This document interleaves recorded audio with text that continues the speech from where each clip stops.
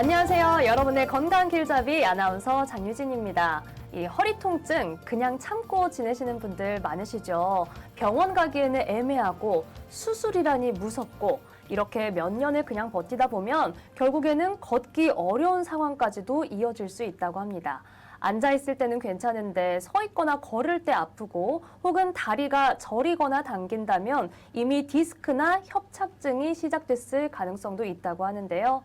그래서 오늘 이 시간에는 이 허리 통증의 원인 그리고 지금 반드시 확인해야 할 상황들 확실하게 짚어보겠습니다. 자, 오늘 도움 말씀은 신경외과 전문의 김대환 원장님 모셨습니다. 원장님 안녕하세요. 네, 안녕하세요.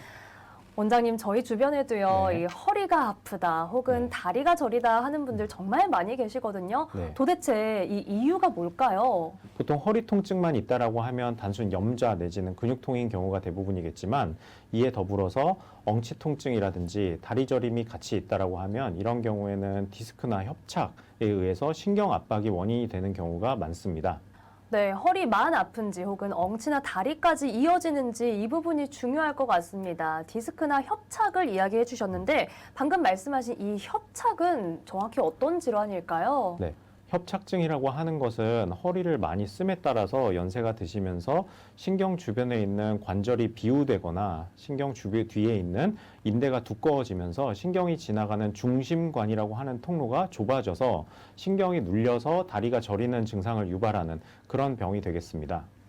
네, 신경이 지나가는 통로가 좁아진다. 그렇다면 이 협착증의 증상은 어떻게 나타나게 될까요? 네, 사진에서 보시는 바와 같이 허리 통증과 엉치가 뻐근한 증상으로 시작되는 경우가 대부분이고 조금 더 진행될 경우에는 다리가 땡기고 저리는 듯한 통증이 같이 나타나게 됩니다. 조금 더 진행될 경우에는 보행 시에 다리가 피가 안 통하는 느낌이 들거나 다리가 무거워지면서 보행을 더 오래 하지 못하고 중간에 쉬어야 되는 그런 경우가 나타나기도 하고 심지어는 야간통이 심해서 잠을 잘 주무시지 못하는 그런 경우도 나타나게 됩니다. 이러한 경과가 호전이 되었다가 악화가 되었다가 이런 것을 반복하면서 점점 더 병이 진행되게 됩니다. 협착증의 증상이 엉덩이나 다리로까지 이어질 수 네. 있고 나아졌다가 나빠졌다가 할 수도 있다. 지금 듣고 계시면서 이거 내 이야기인데 하시는 분들도 계실 것 같아요. 그렇다면 이 협착증은 좀 어떻게 해야지 효과적으로 치료할 수 있을까요? 네.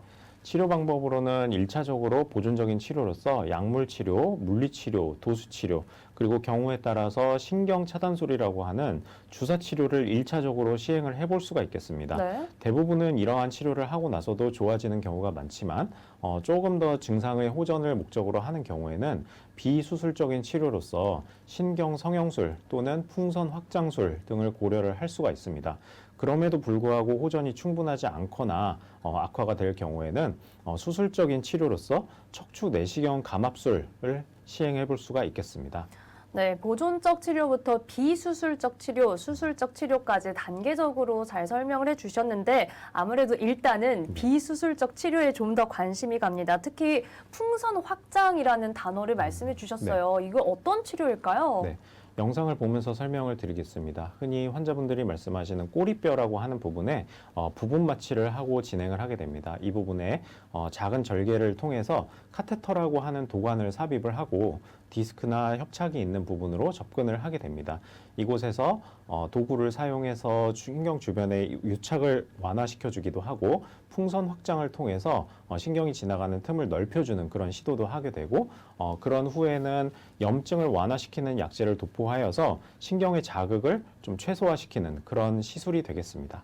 네, 앞서 이 협착증이 신경이 지나가는 통로가 좁아졌다라고 말씀해 주셨기 때문에 이에 따른 근본적인 치료술이 될 수 있을 것 같은데요. 이 풍선 확장 신경 성형술에 예후가 좋았던 사례가 있다면 어떤 사례 있을까요? 네, 사례를 보면서 하나 말씀드리겠습니다. 67세 여성 환자분이셨고 환자분은 저희 병원에 오시기 전에 1년 동안이나 체외 충격파, 주사 그리고 네. 도수 치료를 여러 번 시행하셨습니다.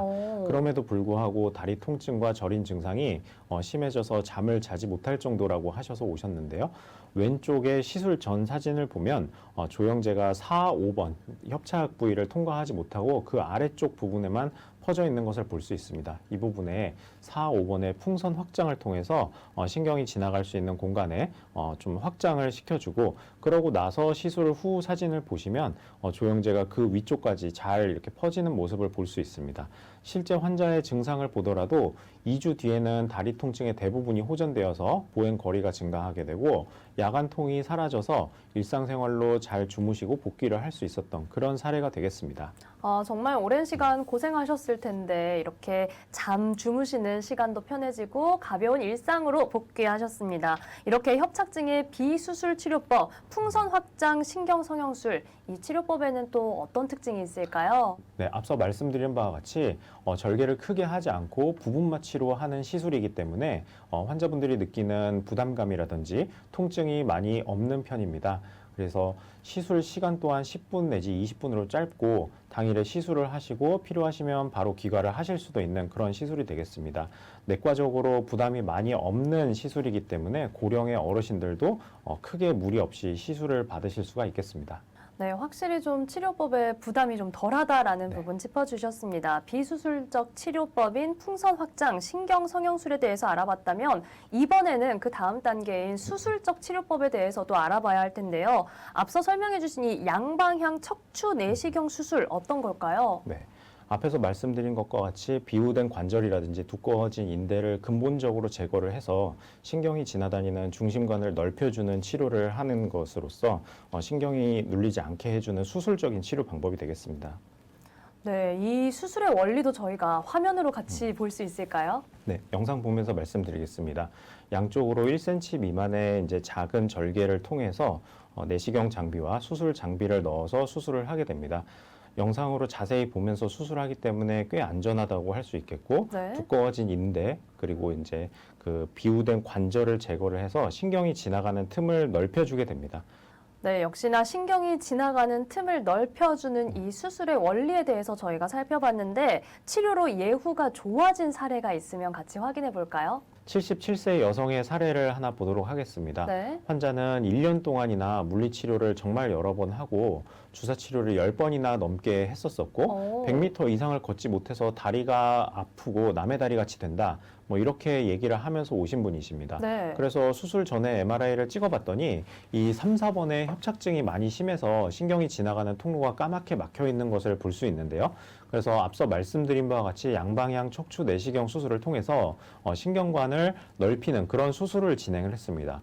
수술을 하고 나서 사진을 보면은 이 부분에 이제 수술 전에 비해서 신경이 막혔던 부분이 좀 넓게 뚫려 있는 것을 볼 수가 있고, 실제 환자의 증상도 2주 만에 다리 통증이 70% 정도가 호전이 되었다라고 말씀을 하시고 보행이 편해지셔서 중간에 쉬지 않고 오래 걸을 수 있게 되었다라고 말씀하셨던 그런 사례가 되겠습니다. 실제 수술 사진을 보면은요, 중심관도 감압이 되고 특히나 이 두 번째, 세 번째 사진처럼 양쪽 다리로 가는 신경까지 다 감압이 되어서 눌리지 않게 된 것을 확인을 할 수가 있습니다. 네, 여러분이 지금 보시는 사례는요, 치료 후 예후가 좋은 사례입니다. 개인의 증상이나 치료 시기, 그리고 치료 후 관리 방법에 따라서 그 결과는 조금씩 다를 수 있으니까요. 이 점도 같이 참고해 주시면 좋겠습니다. 자, 그렇다면 이 양방향 척추 내시경 치료의 특징에는 어떤 게 있을까요? 네. 아무래도 앞서서 말씀드린 주사나 시술에 비해서 조금 더 근본적으로 두꺼워진 인대나 관절을 제거를 해서 신경이 지나가는 공간을 넓히는 것이기 때문에 작은 절개만으로도 기존의 수술과 동일한 효과를 누릴 수 있다는 게 최대 장점이 되겠습니다. 절개 범위가 작고 그다음에 이제 출혈량도 적고 통증이 적기 때문에 내과적인 합병증이 많이 발생하지 않는 경우가 많이 있어서 고령의 만성 질환자 어르신들도 쉽게 수술을 받을 수가 있고, 범위가 많이 넓지 않다라고 하면 국소 마취를 하시고 나서도 당일에 바로 이제 회복을 하실 수 있는 그런 수술이 되겠습니다. 수술 영상을 보면서 말씀을 드리면 실제 수술을 하는 장면인데요.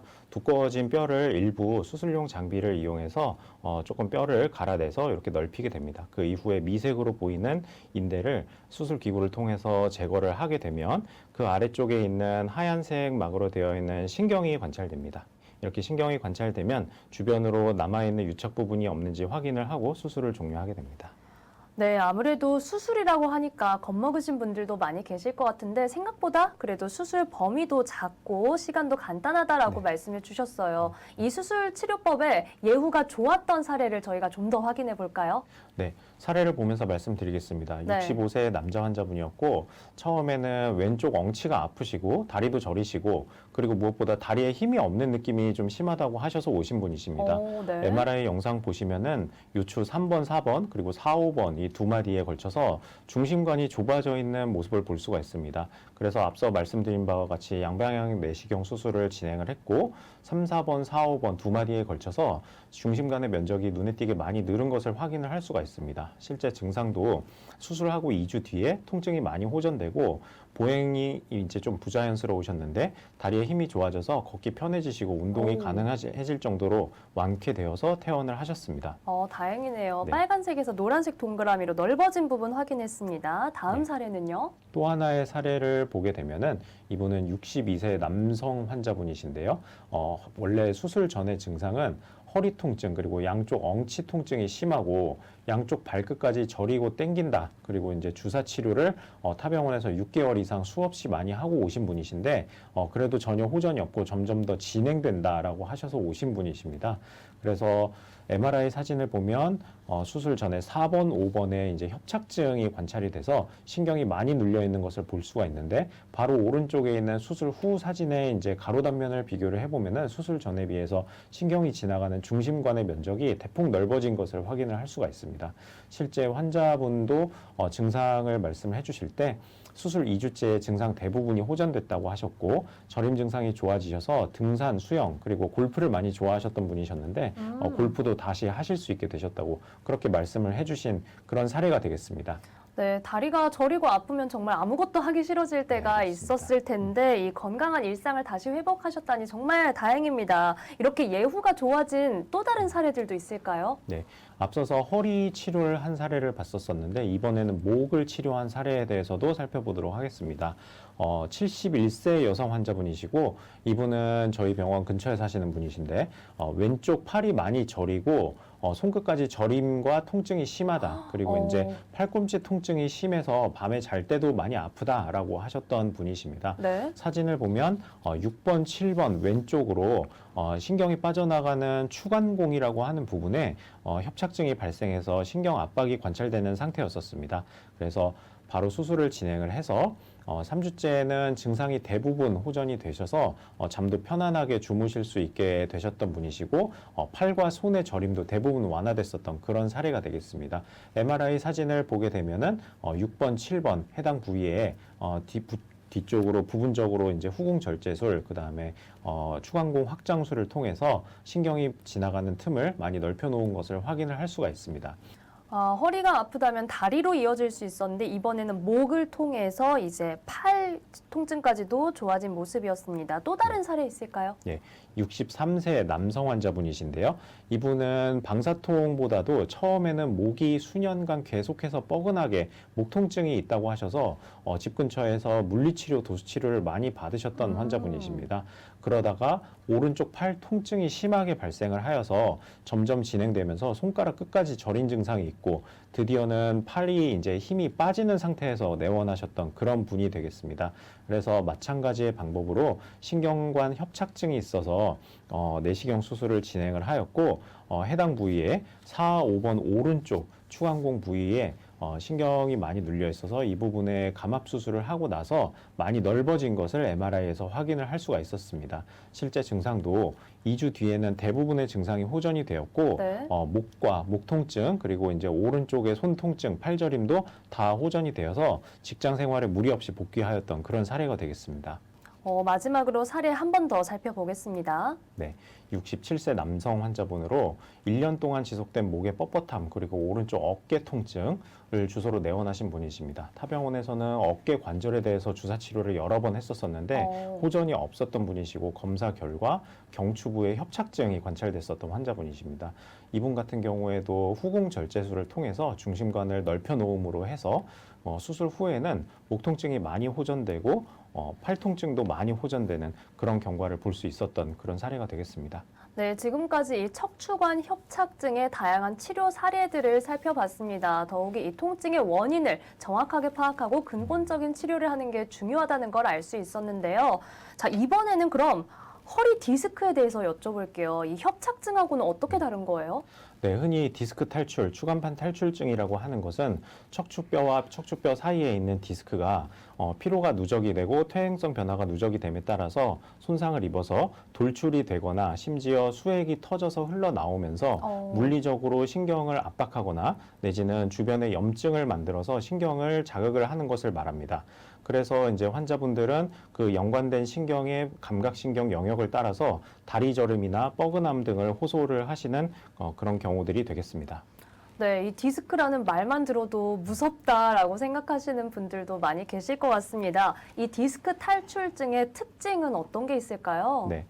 협착증과 마찬가지로 퇴행성 변화에 의해서 생기는 질환이기 때문에 어르신들에게도 많이 발생을 하지만 디스크는 협착증과는 달리 20, 30대 젊은 나이에서도 생기는 경우가 많습니다. 네. 특히나 운동을 하시거나 내지는 무거운 물건을 드시거나 심지어는 기침을 하는 이제 갑작스러운 움직임에 의해서도 디스크가 터져서 갑작스럽게 증상이 유발되는 경우가 많습니다. 증상 또한 허리 통증 그리고 엉치 통증, 다리 방사통으로 이제 나타나는 경우도 많이 있고 특징적으로는 서서 있을 때보다 앉아 있을 때 증상이 더 악화되는 경우가 많이 있습니다.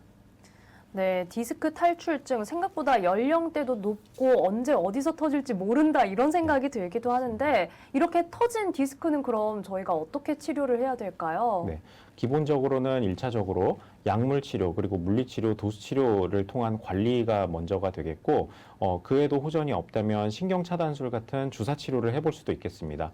조금 더 심화된 치료로는 앞서 말씀드린 바와 같이 고주파 수액 감압술 그리고 이제 신경 성형술 같은 이제 비수술적인 치료를 생각을 해볼 수가 있겠고 이에도 호전이 없거나 때때로는 이제 그 신경 압박이 심해서 다리에 근력 저하가 나타나거나 이런 경우에는 수술적인 치료를 할 수도 있겠습니다.